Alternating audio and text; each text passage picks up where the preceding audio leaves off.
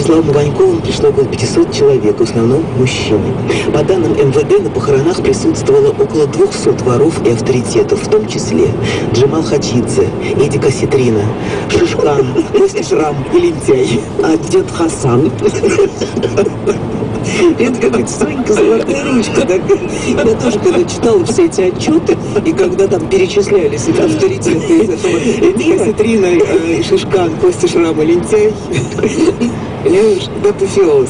А когда также корреспонденты, которым удалось просочиться на кладбище, описывали тоже, опять же говорю, нехорошая тема, смеяться как даже и неловко, но надписи на венках, там от братвы, дорогому старшему другу от казанской братвы, другу от деда Хасана, от пацанов Ярославля, это, конечно, просто такой апофеоз.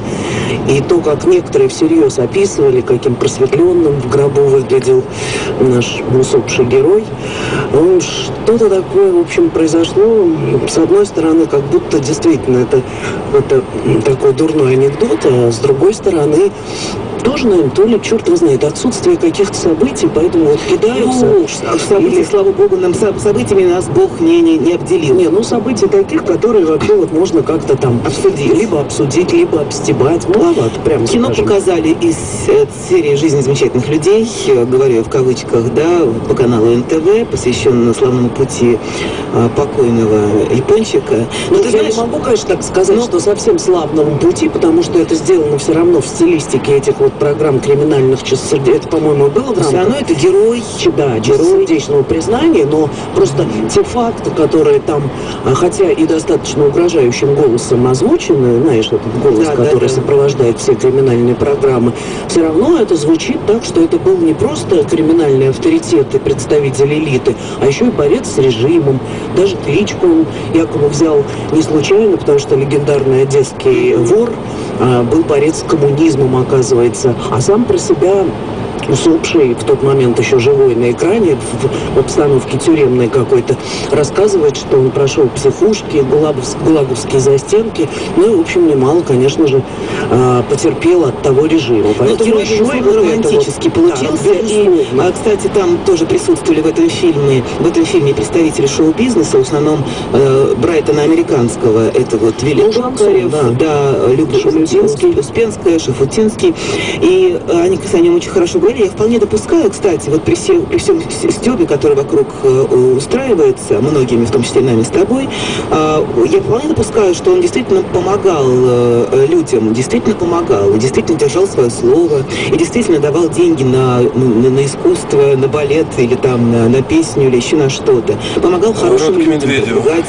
себя в жизни. И еще собственно говоря, такой вот образ Дона Корлеона, он не зря возникает и сразу же в памяти. Всесилие его еще выражалось в том, это тоже вспоминали его какие-то там друзья, коллеги, товарищи, что если, например, там у тебя угоняли машину, или на тебя кто-то нападал, и милиция была абсолютно бессильна, а если говорить совсем просто не хотела с этим связываться, стоило обратиться к этому товарищу, и через там 2 дня, 2 часа мгновенно все решалось, и еще тот, кто был виновен в этом правонарушении, на коленях приползал вымаливать прощение у ограбленного. Так что вполне возможно, действительно, он был человеком слова, действительно, и если брать существовать в логике его жизни, да, наверное, он был тем самым авторитетом во всех смыслах этого слова. Не только его боялись, но, во всяком случае, я так понимаю, что для многих людей он был человеком, на которого можно положиться. Дело в том, что в этой среде, как я понимаю, понятие – это очень важная вещь. И если ты действуешь не по понятиям, принятым в этой среде, то ты долго не протянешь. Поэтому волей-неволей, видимо, и авторитетами по этой причине становились люди, которые могли брать на себя, принимать решения, и так далее. У нас сегодня ключевые посты в государстве занимают люди без понятий, без совести, без законов нравственных внутри, которые давным-давно забыли, что такое хорошо и что такое плохо. И если тебе по всем каналам ежевечерне показывают там несколько человек, и в титрах написано какие-нибудь высокие посты, позиций, это совсем не значит, что это человек, который светоч духовности и образец морали и благодетели. Правда же? Ну, известно, живешь. Поэтому, извини меня, может быть, власть попадают люди беспринципные, циничные, способные... Что там нет бандитов среди депутатов Государственной Думы? Или чиновников высшего ранга? Нету бандитов? Не я это сказал. По-моему, полно. Нету заказчиков убийств? Есть, и мы это знаем.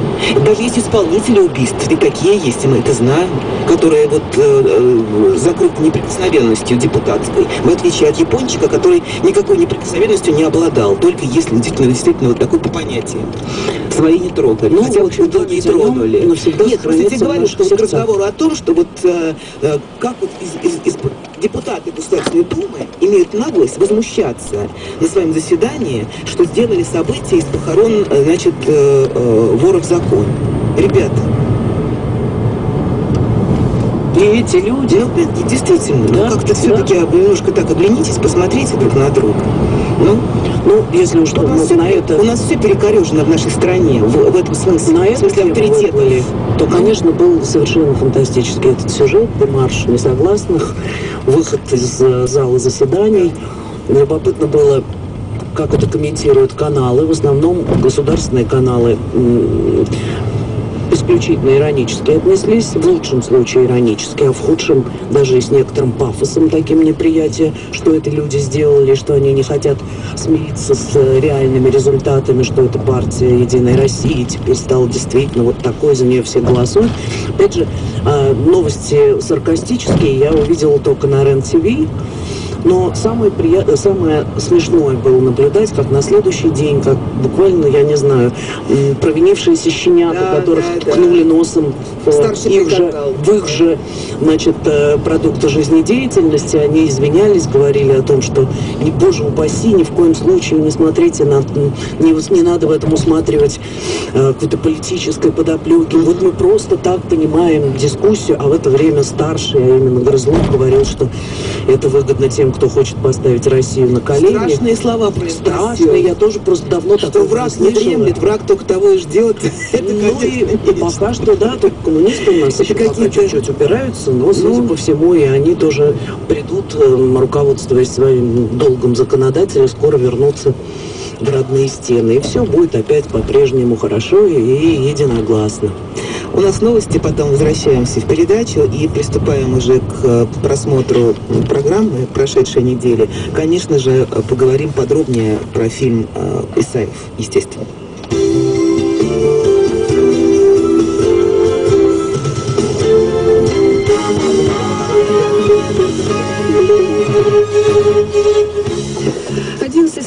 В Москве. На эхе краткие новости. В студии Марина Максимова. Здравствуйте. Митинг протеста против увольнений на АвтоВАЗе